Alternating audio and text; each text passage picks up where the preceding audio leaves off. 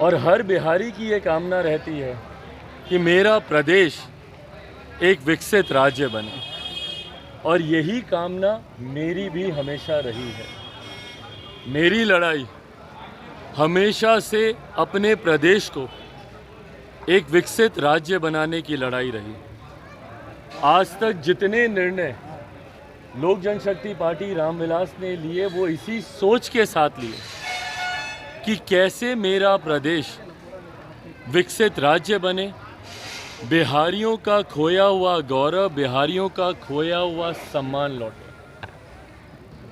जो प्रश्न आप लोगों ने पूछा, उस प्रश्न के जवाब में भी मैं यही कहूँगा कि पार्टी ने, मेरे नेता ने, आदरणीय रामविलास पासवान जी ने जब जब जो निर्णय लिया वो हमेशा प्रदेश हित को मद्देनज़र रखते हुए लिया। इन दो उपचुनाव का आप लोगों ने जिक्र किया कि इन दो उपचुनाव में लोक जनशक्ति पार्टी रामविलास की क्या भूमिका रहेगी। मैंने हमेशा से इस बात को कहा है कि बिहार और बिहारियों को बर्बाद करने में सबसे बड़ा अगर किसी का योगदान रहा है तो वो हमारे आज के मुख्यमंत्री नीतीश कुमार जी का ही रहा है। मैंने हमेशा से उनकी नीतियों का विरोध किया है, क्योंकि मैं नहीं मानता कि उनके पास कोई ऐसी नीति है जो मेरे प्रदेश को एक विकसित राज्य बने। मुख्यमंत्री जी के 7 निश्चय में बिहार के विकास से जुड़ा हुआ कोई विषय नहीं। नली गली को अगर विकास माना जाए तो मैं नहीं मानता। नल जल ये बेसिक ज़रूरतें हैं जिसको गवर्नमेंट एजेंडा बनाकर कार्य करना ज़रूरी नहीं है। गवर्नमेंट एजेंडा में IT job, IT sectors, educational hub बनाना, इन तमाम तरीके की बड़ी योजनाओं को जोड़ने की ज़रूरत है। आप जा रहे हैं कि नहीं जा रहे? रोजगार को लेकर आपकी क्या नीति होगी ये आपको बताने की ज़रूरत है, जो कि मुख्यमंत्री जी के पास नहीं। और इसीलिए मैंने मुख्यमंत्री जी का हमेशा से विरोध किया।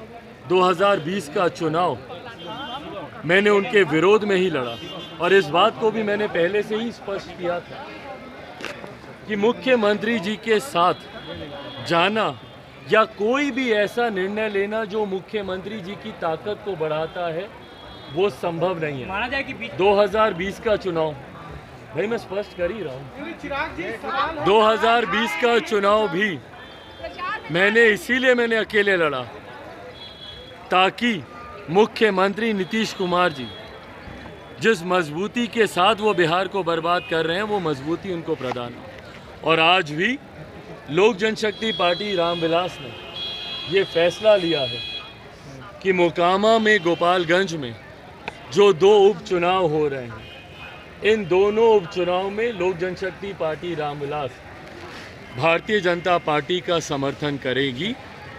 उनके पक्ष में हम लोग चुनाव प्रचार करेंगे और उपचुनाव में भारतीय जनता पार्टी के प्रत्याशियों की जीत सुनिश्चित हो, इसके लिए लोक जनशक्ति पार्टी रामविलास निर्णय लेते समय बहुत बीता है। आप सब जानते हैं कि एक लंबे समय से ये बातचीत चल रही थी। आज से नहीं, लंबे समय से मेरी नित्यानंद राय जी से, केंद्रीय गृह राज्य मंत्री, उनसे बातचीत चल रही थी। भाजपा के कई शीर्ष नेताओं से बातचीत चल रही थी। कल रात एक लंबी मुलाकात मेरी केंद्रीय गृह मंत्री आदरणीय अमित शाह जी से मेरी एक लंबी मुलाकात हुई। तमाम बिंदुओं थे जिनके ऊपर चर्चा होनी ज़रूरी थी। बहरहाल ये चर्चा अभी आने वाले समय में और जारी रहेगी। आने वाले समय में एक बार ये छठ पर्व और उपचुनाव बीतता है तो अगले महीने पुनः अमित शाह जी से और भारत के प्रधानमंत्री आदरणीय नरेंद्र मोदी जी से भी मुलाकात होनी है और बाकी के जो विषय हैं उस पर भी चर्चा होनी है। पर इस उपचुनाव को लेकर ये फैसला ले लिया गया है। पार्टी के तमाम वरिष्ठ नेताओं के साथ बैठकर भी इस पर चर्चा हुई है। मैं ज़रूर मानता हूं कि समय कम है प्रचार में। अब महज 2 दिन ही रह गए भैया, कल और परसों का ही दिन रह गया है। इस कम समय में पार्टी के द्वारा जितनी मेहनत संभव हो पाएगी पार्टी वो मेहनत करेगी ताकि भारतीय जनता पार्टी के प्रत्याशियों की जीत को हम लोग सुनिश्चित कर सकें। भाई मैं उपचुनाव का मैं जिक्र कर रहा हूँ कि इस उपचुनाव में लोक जनशक्ति पार्टी ने ये फैसला लिया है कि भारतीय जनता पार्टी के पक्ष में